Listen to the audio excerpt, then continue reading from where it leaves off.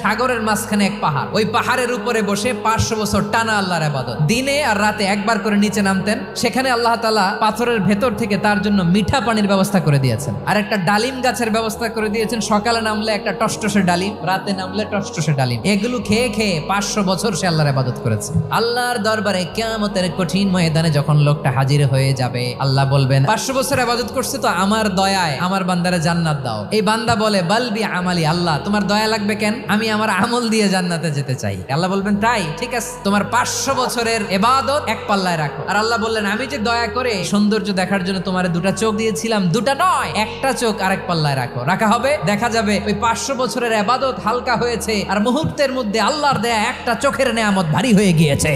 ফলাফল দেখো, হিসাব বলে তুমি এখন জাহান্নামে যাবা, যাও এবার জাহান্নামে যাও। এবার লোকটা কাচুমাচু করে বলে আল্লাহ এবার আমি বুঝতে পেরেছি তোমার দয়া ছাড়া দুনিয়ায় কেউ জান্নাতে যেতে পারবে না।